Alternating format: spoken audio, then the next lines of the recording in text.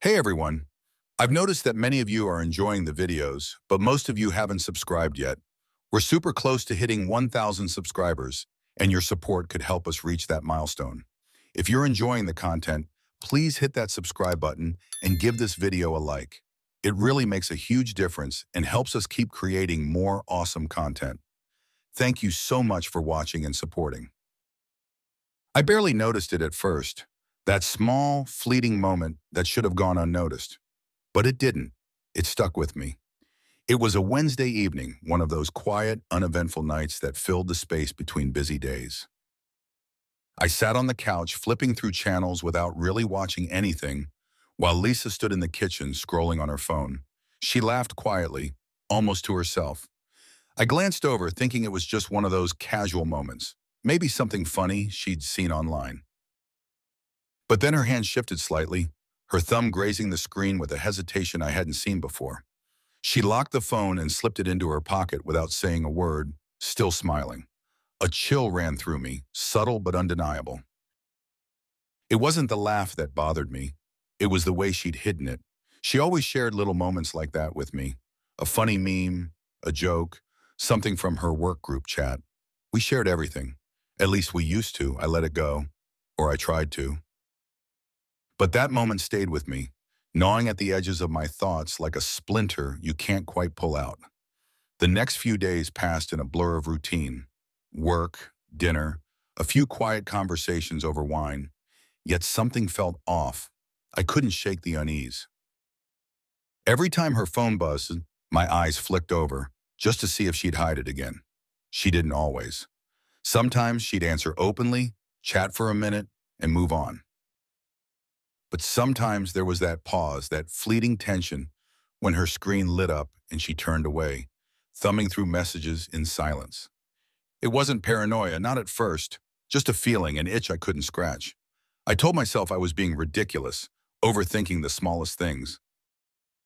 But late at night, when Lisa would claim exhaustion from long hours at the office, I'd lie there staring at the ceiling, replaying every tiny detail. Her late nights had become more frequent in the last few months. More work dinners, more last-minute meetings. I had never questioned it before. I should have. One night, after another one of those long days, Lisa came home smelling of wine, a scent I'd normally associate with her office parties or a glass or two with her coworkers. But there was something different this time. She was quieter, her eyes more distant. I asked her about her day, about her night, just like always. She offered short, rehearsed answers, her attention focused somewhere else. When I asked about Ray, her boss, she tensed. "Ray, what about him?" She replied too quickly, as if she were expecting the question but unprepared to answer it. I shrugged it off, pretending not to notice the strain in her voice, but it only deepened my suspicion. Ray had always been a looming presence in our marriage, charismatic, successful, a man used to getting what he wanted. I'd met him at one of her company events, his grip too firm, his smile too wide, as though he already owned everything in the room, including her. I didn't like the way he looked at Lisa that night, but I convinced myself that I was reading too much into it, that it was just my insecurity talking. Now, I wasn't so sure. The more I thought about it, the more the little things began to stack up. The late nights, the unexplained phone calls, the distance, her laughter without me. I began to see patterns where there were once only coincidences. And then there was her phone, always within arm's reach, but never left unattended. She had become more protective of it, more guarded, like it held something I wasn't supposed to see. One Saturday morning, she left the house early for a yoga class. As soon as I heard the door close, I sat up in bed, my heart pounding. Her phone was still on the nightstand. She had forgotten it. It was the first time in weeks that I'd seen her leave it behind. The rational part of me screamed to leave it alone, to let it be. But the part of me that had been awake every night, reliving the moments where she had turned away from me, took over. I picked up the phone, feeling like a man on the edge of a cliff, ready to fall. The lock screen was simple enough to bypass. I knew her password. We shared everything, or at least I thought we had. As I swiped through her messages, I felt sick, like I was violating some unspoken code between us. But I couldn't stop. I scrolled through the conversations with her friends, her coworkers. Everything seemed normal, even mundane. For a second, I thought I was wrong.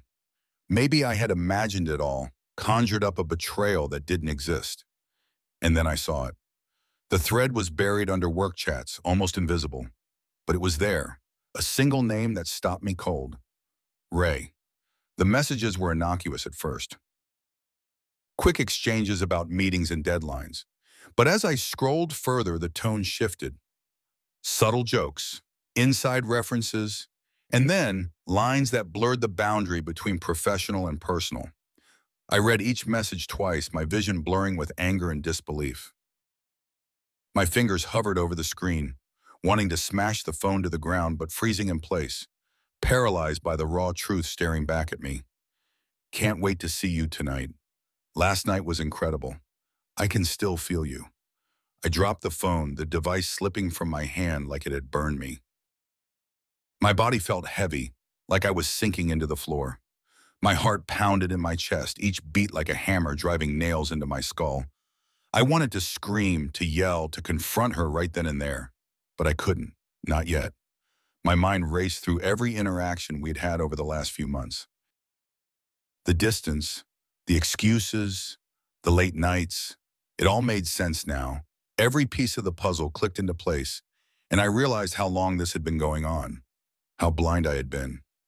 But instead of rage, I felt a strange, cold clarity, the kind that settles in when you've passed the point of no return.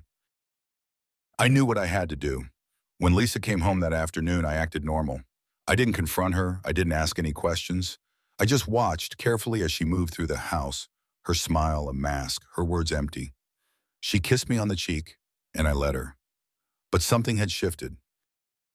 She didn't know it yet, but everything had changed. The trust we once had was gone, shattered like the glass of a broken window. But she would never see the shards until it was too late. The worst part wasn't that she had cheated. It wasn't even that she had lied. It was the realization that I had allowed it to happen, that I had turned a blind eye to all the signs for so long. I had been complacent, naive, but not anymore. I wasn't going to confront her, not yet. I wasn't going to scream or rage or break down. No, I was going to wait. I was going to bide my time and let her think she had gotten away with it. And then, when she least expected it, I would tear her world apart piece by piece. Because Ray wasn't the only one who could play the game, and I had just learned the rules. I started watching Lisa differently after that day. Each conversation, every movement, became something to analyze, dissect, and unravel. I didn't ask direct questions. I didn't confront her. Instead, I listened more closely, tuned into the changes in her voice, her posture. There were cracks forming in the way she spoke to me, small hesitations when I asked about her day. She offered less and less, retreating into vague explanations about meetings or drinks with coworkers. She used to tell me everything. Now it was as if I was an outsider, some stranger she had to hide from. She didn't know I was already watching her every move. We still shared our evenings together, sitting on the couch, but something in the room had shifted. It was quieter, colder. When her phone buzzed on the coffee table, she'd pick it up quickly, glancing at the screen before turning it face down. My eyes would linger on her, waiting for her to explain who it was. She never did. Not anymore. The intimacy we'd once shared had been replaced by distance, and I could feel it growing each day. I made sure not to change. I didn't want her to suspect that I knew. I'd keep my voice calm, casual. But every word out of her mouth, every excuse made my blood boil just a little more. I'd catch her looking at me sometimes, as if she could feel the tension. But she'd smile that same smile, the one that was starting to feel like a mask. We were living in a house of lies, but I wasn't going to let her know that I could see the cracks. It was one of those nights when everything finally started to fall apart. Lisa had another late meeting at work. "Ray's pushing us hard on this new project," she'd said over dinner, avoiding eye contact. Her fork scraped against her plate, her movements more nervous than usual. "We might be out late. I nodded, giving her the same empty acknowledgement I perfected over the last few weeks. Don't work too hard, I said, my voice devoid of emotion. Inside, I was already piecing things together, preparing for what would come next. As soon as she left, I made my move. Her laptop was in her home office, left open but locked. I had never tried to dig into her work life before, but this wasn't about trust anymore. This was war, and I needed every weapon I could find. I used her password again. It was the same as her phone, something I'd known for years but never had to use until now. The screen opened up to a barrage of emails, work documents, and calendar invites. For a few minutes, I thought I wouldn't find anything. Everything looked clean, professional. Then I saw an attachment on a meeting invite from Ray. The subject was innocuous, project update, but the body of the email caught my attention. It wasn't filled with the usual business jargon I expected. It was short, personal, can't wait to see you after. Let's finish what we started. My jaw clenched. I scrolled through the rest of her inbox, finding more of the same. There were coded messages hidden between spreadsheets and presentations, little notes that Ray had slipped in, thinking no one would notice. But I noticed. The emails weren't damning on their own, nothing that would blow their affair wide open. But I knew there was more. It was only a matter of time before I found it. That night, when Lisa finally came home, she smelled of expensive perfume, the kind that wasn't hers. She kissed me on the cheek like she always did, her lips lingering for just a second longer, as if to overcompensate for the lie she was living. "How was your night?" she asked, slipping out of her heels and into her usual routine, her back to me. "Quiet," I said, my voice steady. Inside, I was burning. I watched her walk upstairs, her silhouette fading into the darkness of the hallway. I wanted to follow her, to confront her, to scream at her for everything she had done, but that would have been too easy, too soon. I had something bigger planned, and I wasn't about to let my emotions ruin it. Not now. Not when I was so close to uncovering everything. The tension between us only grew over the next few days. Lisa became more distant, more evasive. I caught her sneaking glances at her phone during dinner, her messages becoming shorter and more cryptic.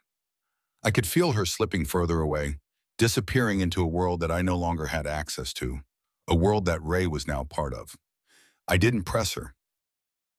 Instead, I let her dig her own grave, one message at a time. Every night after she fell asleep, I'd check her phone, her laptop, finding new pieces of the puzzle. It was like a slow drip of poison, watching my marriage unravel bit by bit. But the more I discovered, the more I realized that this wasn't just about an affair. Ray had become bolder in his emails. He'd started sending her personal notes, inviting her to private meetings that had nothing to do with work. He was flaunting their relationship, confident that no one would ever find out. Confident that I was too blind, too trusting to ever notice. I wasn't blind anymore. One night, as I was going through Lisa's phone, I found a text that made my blood run cold. It was from Ray, and it wasn't just the usual suggestive banter. It was a confirmation of what I had feared all along. "We'll meet at my place tomorrow night. You know I can't get enough of you. Same time?" I stared at the message, my fingers tightening around the phone. There it was, the final proof. She wasn't just lying to me. She was actively betraying me, sneaking away to be with him, while I sat at home, believing her excuses about work and deadlines. I sat in the dark, the glow of the phone screen casting harsh shadows across my face. The rage I had been holding back for weeks was threatening to boil over, but I forced myself to stay calm.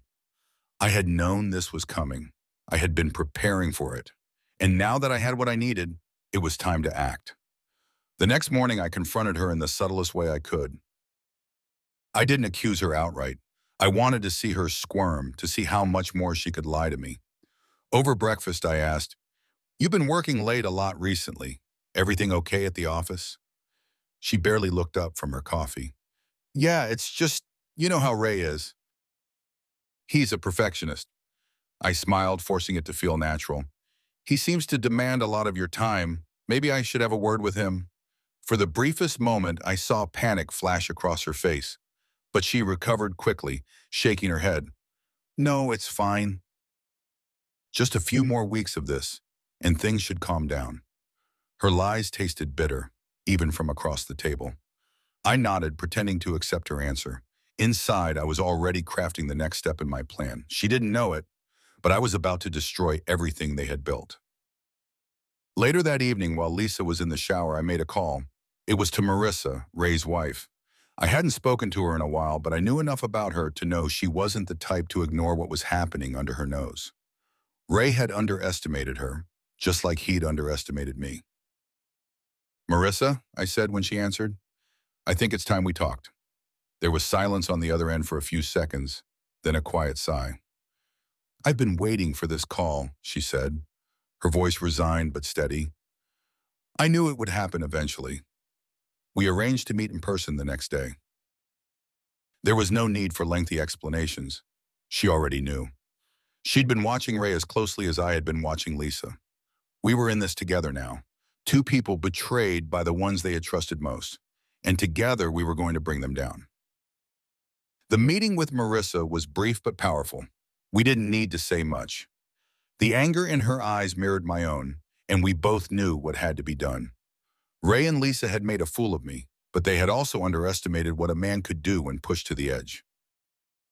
By the time I left Marissa's house, I had the final pieces of my plan in place. Everything was set for Ray's company event, the night where he and Lisa would be flaunting their relationship in public, thinking they were untouchable. They had no idea what was coming. When Lisa came home that night, I kissed her like I always did, my lips brushing against hers with the same practiced affection I had shown for years. But this time, it wasn't love that fueled me. It was the knowledge that in just a few days, their entire world would come crashing down.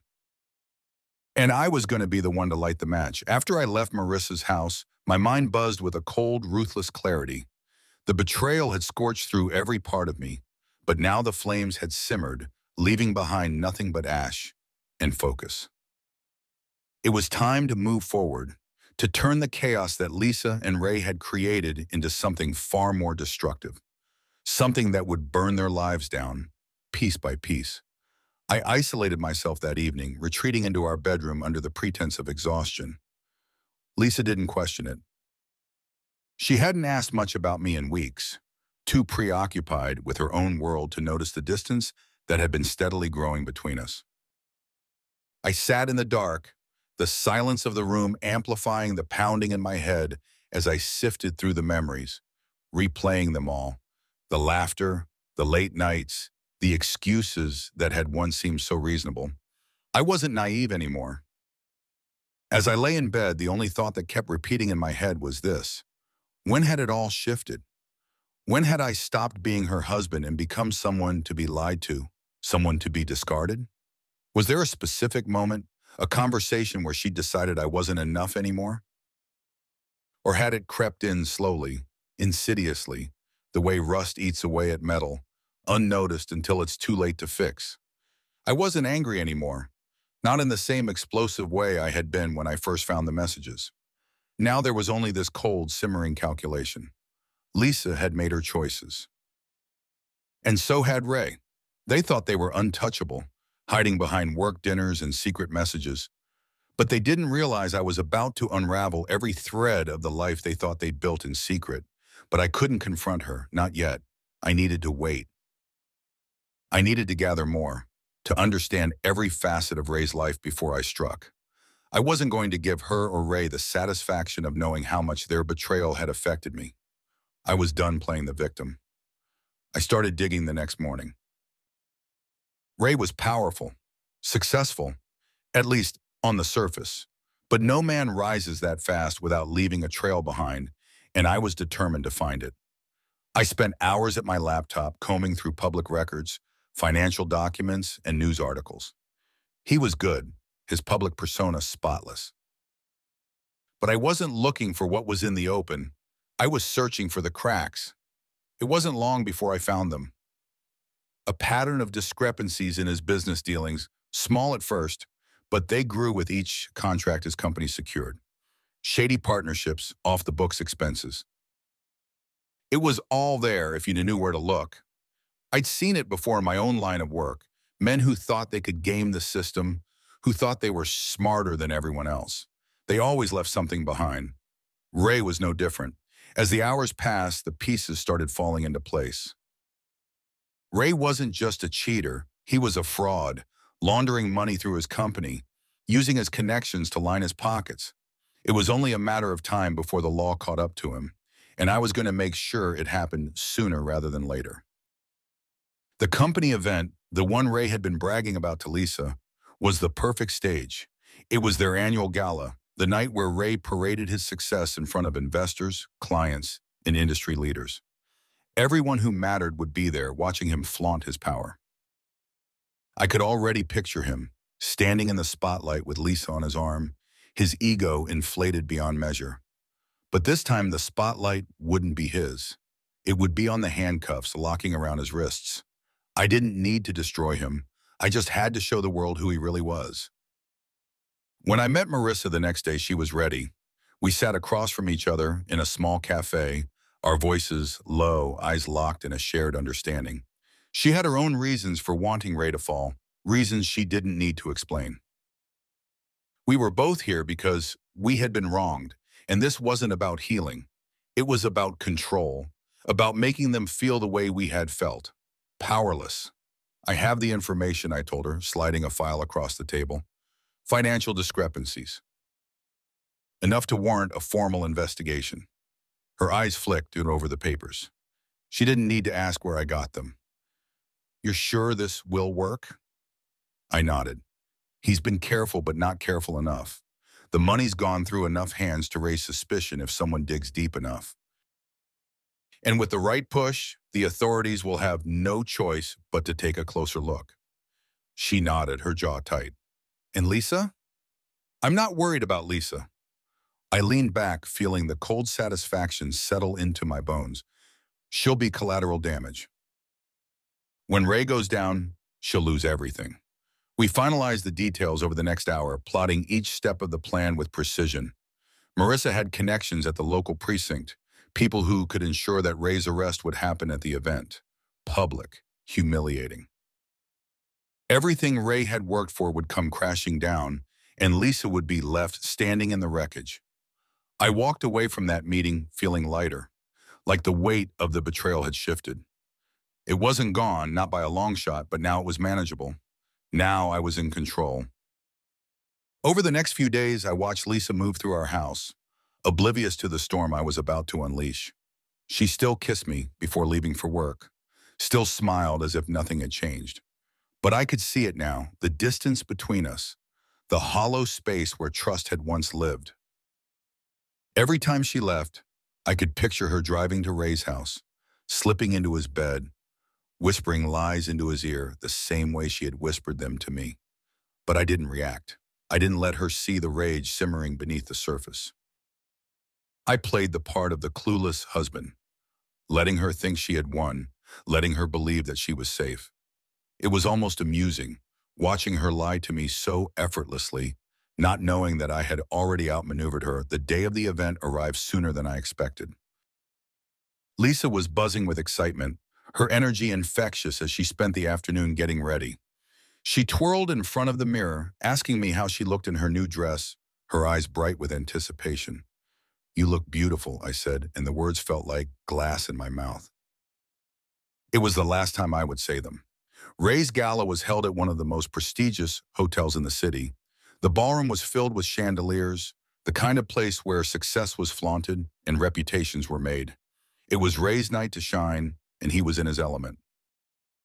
I could see it in the way he moved through the crowd, shaking hands, laughing loudly, his arm never straying far from Lisa's waist.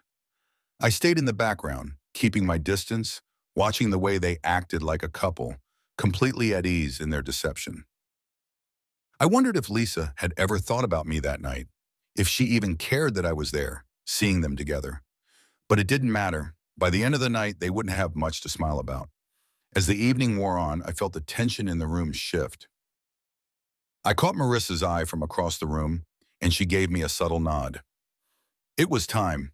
Everything had been set in motion, and now all we had to do was watch it unfold. The first sign of trouble came when the two men in suits entered the ballroom, their faces stern, their eyes scanning the crowd. They moved with purpose, making a beeline for Ray, who was mid-conversation with one of his investors. I saw the moment Ray realized something was wrong, the way his smile faltered, the way his grip on Lisa's arm tightened. "Raymond Carter?" one of the men asked, flashing a badge. "You're under arrest for financial fraud and embezzlement." The room went dead silent. Lisa's face froze, her eyes wide with shock as Ray was handcuffed in front of everyone. His bravado crumbled, replaced by confusion and anger. He stammered, tried to explain, but the officers weren't listening. They dragged him out of the ballroom, leaving a trail of stunned silence in their wake. Lisa stood there alone, abandoned in the spotlight. The life she had built with Ray, the one she had thrown everything away for, was falling apart in front of her eyes, and there was nothing she could do to stop it. I watched her, waiting for her to look at me, to see the truth in my eyes. But she didn't. She couldn't. She was too busy watching her world burn, and I was the one who had lit the match. The ballroom buzzed with shocked murmurs as Ray was led away in handcuffs, his once commanding presence reduced to a stumbling figure, struggling to comprehend what had just happened. His gaze darted frantically through the room, looking for someone to save him, to intervene, but no one moved. The investors, colleagues, and so-called friends who had flocked to him moments before now turned their backs, as if his downfall might somehow be contagious. Lisa stood frozen, disbelief etched across her face. She didn't rush after him, didn't call his name. It was like watching a slow-motion car crash, her life colliding with the consequences of the choices she'd made. Her eyes flicked across the room, searching for an anchor in the chaos, for anything that made sense. But all she found was the widening chasm between us. I kept my distance, savoring the cold satisfaction building inside me. This was the moment I'd been waiting for, the unraveling of her perfect little lie. The people around us began whispering, side glances and hushed voices. Ray was done, his image shattered beyond repair. And Lisa? She was now the collateral damage I'd warned Marissa about. The glittering facade of her life had cracked wide open. I watched as Lisa finally turned her gaze toward me, her face contorted with confusion, as if some part of her mind was still piecing together how this could have happened. She took a step forward, her lips parting slightly, but no words came out. I didn't move. I wanted her to feel it, really feel it, the slow, creeping realization that I had been the one to pull the strings. I broke eye contact first, turning away from her as if she didn't exist. That tiny act of dismissal, walking away from her, leaving her in that storm of disbelief, was more satisfying than any confrontation could have been. She had expected anger, a fight, maybe even a plea for an explanation, but all I gave her was cold, unrelenting indifference. I'd let her fall apart on her own. I didn't need to lift a finger.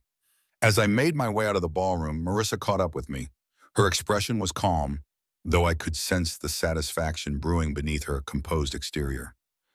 "You did it," she said, her voice barely above a whisper. "We did it," I corrected. This wasn't just my revenge. Ray had wronged her too, played her for a fool just like Lisa had done to me. Together, we'd orchestrated the perfect takedown. And now it was done. Outside, the night was cool and quiet, a stark contrast to the chaos inside. I breathed deeply, trying to clear the remnants of the night's tension. Marissa stood beside me, her arms crossed as she gazed up at the sky. "How do you feel?" she asked after a long silence. I didn't answer right away. The truth was I wasn't sure how I felt. Satisfaction, yes. Relief, definitely. But there was something else gnawing at the edges of my mind, something I hadn't accounted for. It wasn't guilt. I didn't regret what I'd done. Ray and Lisa deserved everything that had come to them. But as the adrenaline began to fade, I realized that the hollow emptiness I had felt before wasn't gone. It had only shifted. "I feel free," I said, though the words tasted strange on my tongue. It wasn't quite freedom I was feeling, but something close to it. Marissa didn't respond, but I could tell she understood. We stood there for a few more moments, letting the weight of the night settle over us. Then, without another word, we parted ways. The next few days unfolded like a slow-motion collapse. Ray's arrest hit the headlines, his company plunged into chaos, and the fallout was swift. Investors pulled out, clients distanced themselves, and his empire crumbled. It was everything I had envisioned. His downfall was inevitable now, and there was no escaping it. But Lisa, she was a different story. She had retreated into herself after that night, barely speaking, barely eating. She didn't even try to explain herself or confront me. Maybe she knew it would be pointless. There was no redemption, no justification that would fix what had happened. The weight of her decisions had crushed her, and I could see it in every movement, in the way she avoided my eyes as if looking at me would be too painful. I didn't gloat. I didn't need to. She was doing all the punishing for me, sinking deeper into her own self-inflicted hell. And part of me reveled in it, the quiet, twisted satisfaction of knowing that she had destroyed her own life. But another part of me wondered what came next. The revenge was done, the plan executed flawlessly. I had won, yet there was no joy in it, no final moment of triumph. Just the slow, gnawing emptiness that had been there from the start. Marissa and I kept in touch, our bond deepening over the shared experience of betrayal. It wasn't romantic, not yet. But there was an understanding between us, a connection that only those who had suffered the same kind of pain could share. We met for coffee, talked about what life would look like after all of this, and in those moments, I found a kind of solace. She was the only person who truly understood what it felt like to burn your life down for the sake of revenge. One evening, as we sat across from each other in a quiet cafe, Marissa leaned in, her expression thoughtful. "Do you ever wonder if it was worth it?" Her question hung in the air between us, and for a moment I didn't know how to answer. Was it worth it? I had asked myself that same question in the quiet moments when the rush of victory had faded. Had destroying Ray and Lisa really given me what I wanted? Or had it only left me with more questions? "I don't know," I admitted, my voice low. "I thought it would feel different, like it would fix everything. But now it's just you," she finished for me. I nodded. That was the truth of it. I had focused so much on the act of revenge, on taking back control, that I hadn't thought about what would happen afterward. Now that the dust was settling, I was left standing in the ruins, unsure of what came next. Marissa gave me a small, knowing smile. "It's the aftermath. It's always harder than the actual plan." She was right. The plan had been easy, calculated, methodical. But the emotional fallout, the hollow feeling that lingered even after I had gotten what I wanted, that was something else entirely. It was a new kind of battle, one I wasn't sure I was prepared for. We left the cafe that night with a quiet understanding. Both of us had been broken in different ways by the people we had loved and trusted. And while revenge had given us a temporary sense of power, it hadn't healed the wounds. Not really. Back at home, Lisa's silence continued.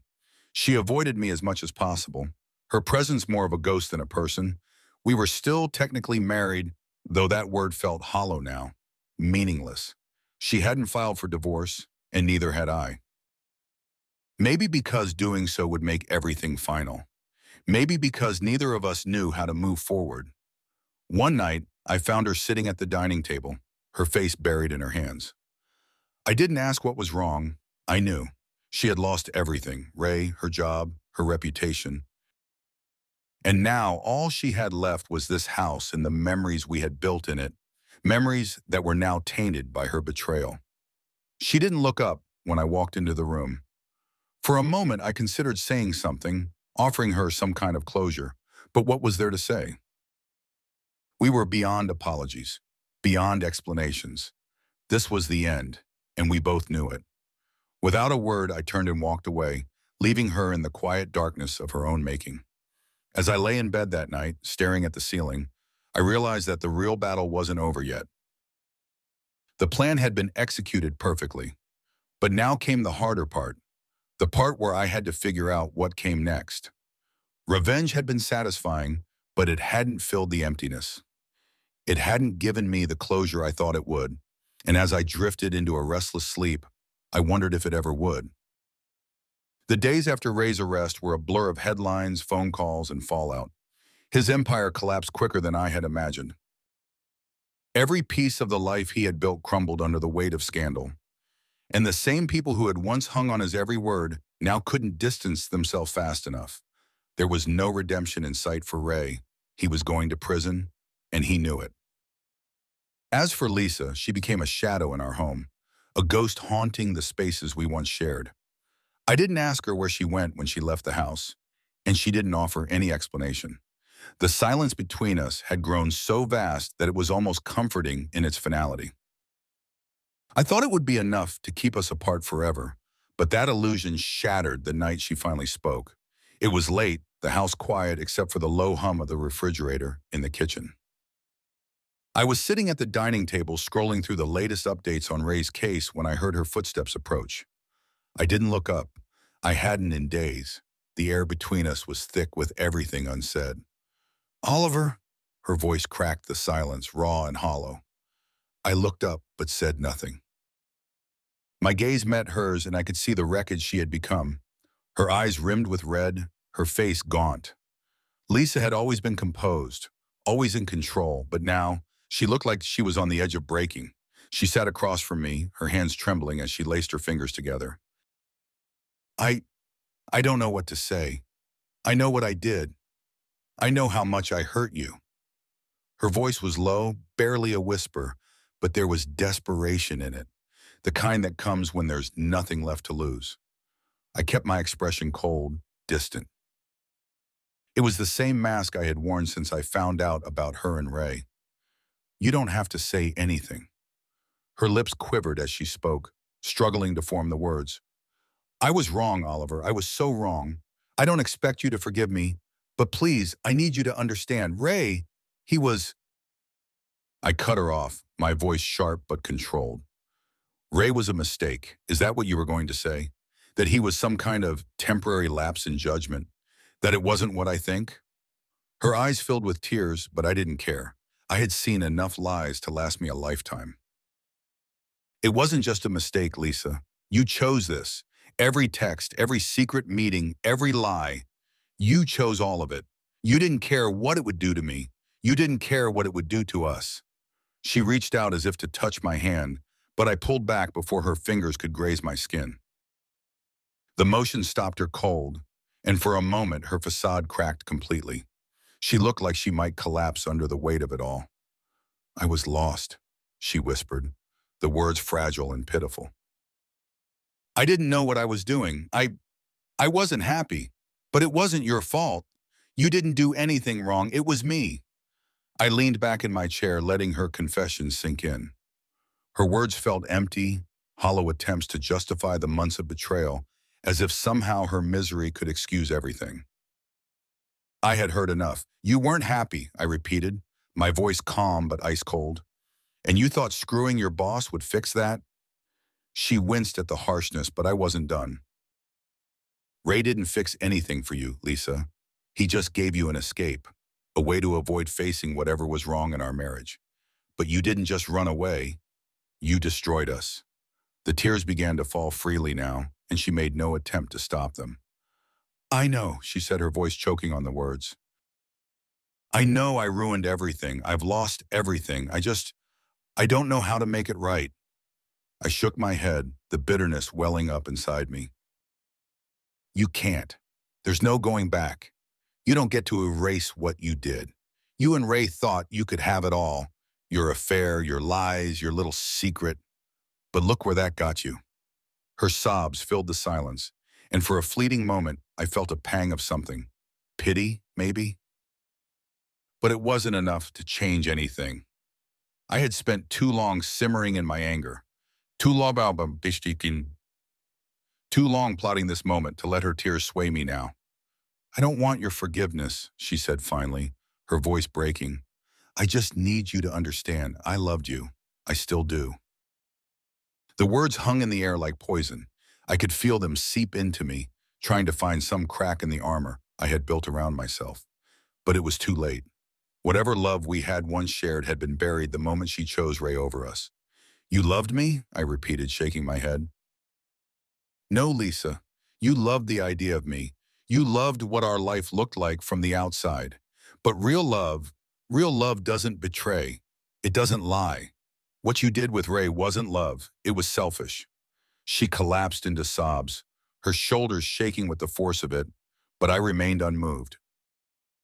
This was what she had reduced herself to, someone who had burned her own life to the ground and was now begging for the ashes. I stood up, the chair scraping against the floor as I pushed it back. You want me to understand, but you never once tried to understand what you did to me, Lisa. You were so focused on your own misery that you didn't even care what your actions would do to me. To us.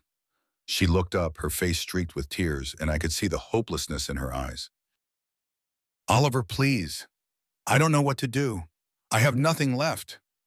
For a moment, I thought about walking out of the room, leaving her there to wallow in the wreckage of her choices. But something stopped me. Maybe it was the hollow victory I felt after Ray's downfall. Maybe it was the need to end this once and for all. I leaned over the table, locking eyes with her, my voice low and steady. You're right, Lisa. You have nothing left. And you know what? That's not my problem anymore. I straightened up, watching as the realization of my words sank in. I was done. There was no redemption here, no second chance, no salvaging what was left. We were finished, and she needed to understand that. Goodbye, Lisa, I said, the finality of the words lingering in the air between us. I walked out of the room without looking back. The echo of her sobs followed me down the hall, but I didn't stop. I couldn't. She had made her choice, and now I had made mine. As I reached the front door, I paused for just a second, glancing back toward the darkness of the house. For years, this had been my home, our home. Now it felt like a stranger's. There was nothing left for me here, nothing that tied me to the person I used to be. With a deep breath, I stepped outside, the cool night air hitting my skin. The weight of everything, the lies, the betrayal, the revenge, seemed to lift, if only for a moment. I had gotten what I wanted, but the victory tasted bitter. I stood there for a while, watching the stars in the sky, wondering what came next. The final confrontation was over, but the battle inside me still raged. I had destroyed the life we had built together, and now I was left standing in the ruins. But as the night stretched on, I knew one thing for sure. I wasn't going to rebuild any of it. I was going to leave it behind, just like I had left Lisa, and move forward. There was no going back. And for the first time in a long time, I felt ready. The days after I walked out of that house were quieter than I'd expected. No fanfare, no dramatic storm of emotions, just silence. Lisa's sobs still echoed in my mind, but they were a distant noise now, like the final notes of a song that had long ended. I moved into a small apartment downtown, the kind of place where no one knew your name and anonymity was a blessing. I needed to clear my head, to put distance between myself and the wreckage of the life I'd burned to the ground. The revenge had been everything I'd planned for, but now that it was done, there was nothing left to hold on to. The headlines kept rolling in for weeks, each one more damning than the last. Ray's face was plastered across the news, his empire in shambles, his assets frozen, and his future all but guaranteed to be spent behind bars. It was exactly what I had wanted, exactly what I had orchestrated.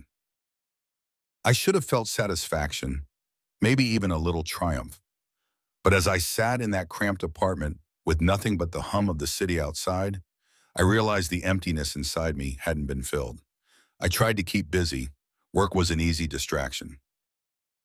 The long hours kept me from thinking too much, from letting the memories creep in. But late at night, when the city lights flickered outside my window, I couldn't stop the thoughts from swirling.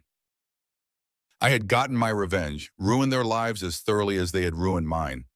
But what had it really changed? Marissa called one evening, weeks after it had all settled. Her voice was steady, but I could hear the same weariness in her tone that I felt in my bones. "How are you holding up?" she asked, the words tentative. "I'm fine," I replied, though we both knew it was a lie. "And you?" "Surviving," she said. "It's been Strange. The silence, you know? After everything, I thought it would feel like freedom. But it just feels like nothing. I nodded even though she couldn't see me.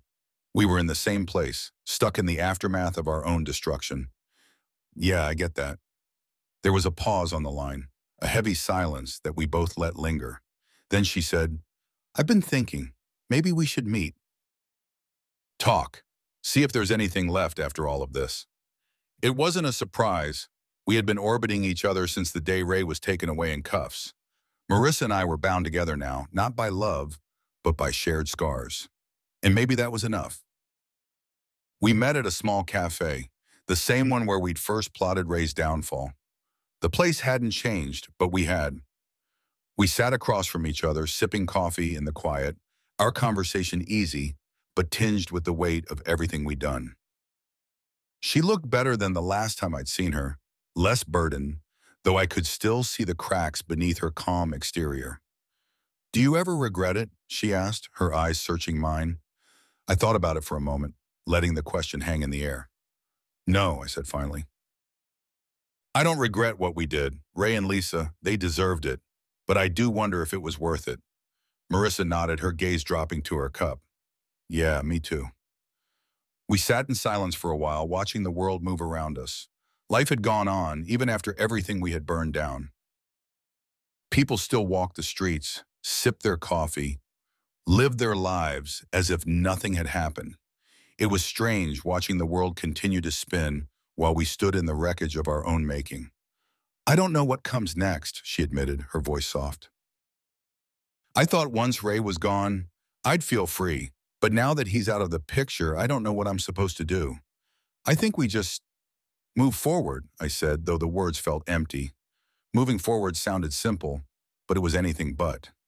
Still, it was the only option left. She smiled faintly, a ghost of a smile that didn't quite reach her eyes. Yeah, maybe we do. After that, Marissa and I spent more time together, not in the intense whirlwind way of a new relationship, but in a quiet, steady companionship that grew from the ashes of our shared pain. We were two people who had been broken by the same betrayal, and though we didn't have all the answers, we found solace in each other's company. It wasn't love, not yet, but it was something close to understanding. And that was enough. The divorce papers came a few weeks later. Lisa didn't fight it. She didn't call or try to explain herself further. She had vanished from my life as completely as Ray had. When the papers were signed, it felt more like closing a chapter than ending a marriage. There was no fanfare, no big emotional goodbye. Just a quiet end to something that had already been over long before I realized it. I had thought that revenge would heal the wound, that seeing Ray and Lisa's lives crumble would give me the closure I needed. But as the months passed, I realized that closure wasn't something that came from destroying others. It came from within, from accepting that life had changed and that the past couldn't be undone. In time, the anger I had clung to for so long began to fade. I stopped replaying the memories, stopped dissecting every moment of our marriage to find where it had all gone wrong. There was no point in looking back anymore. The answers didn't matter. What mattered was the future and what I chose to do with it. Marissa and I grew closer as the months went on, our bond deepening in ways I hadn't expected. We didn't rush into anything. There was no need to. We had both been through enough to know that healing took time, and that rebuilding trust wasn't something you could force. But little by little, we began to let each other in, and for the first time in a long time, I felt like I could breathe again. One evening, as we sat together on her balcony, watching the sun set over the city, I turned to her and said, "Do you ever think about what life would have been like if none of this had happened?" She glanced at me, her eyes thoughtful. Sometimes. But then I remind myself that we can't change the past. All we can do is learn from it. Yeah, I said, nodding. I guess you're right. She smiled, leaning her head against my shoulder. We're different now, Oliver. Stronger, maybe. A little more scarred, but stronger. I thought about that for a moment, letting her words sink in. We had been through hell, both of us, but we had come out the other side, still standing, still moving forward. Maybe that was what healing looked like. Not erasing the pain, but learning how to live with it. As the night deepened and the stars flickered into view, I realized that I was ready for whatever came next. The revenge had been a necessary part of my journey, but it wasn't the end. It was just one chapter in a story that was still unfolding. Lisa and Ray were gone, their lives reduced to rubble. But my life was still here, waiting to be rebuilt. And for the first time in a long time, I felt a sense of peace, not because I had destroyed them, but because I had survived them. The past would always be a part of me, but it no longer controlled me. I had taken my power back, not through revenge, but through the decision to move on, to let go, to start again. And as I sat there with Marissa by my side and the quiet hum of the city below us, I knew that I was ready to begin that new chapter. For the first time in a long time, the future didn't feel like a question mark. It felt like a promise, and I was ready to meet it.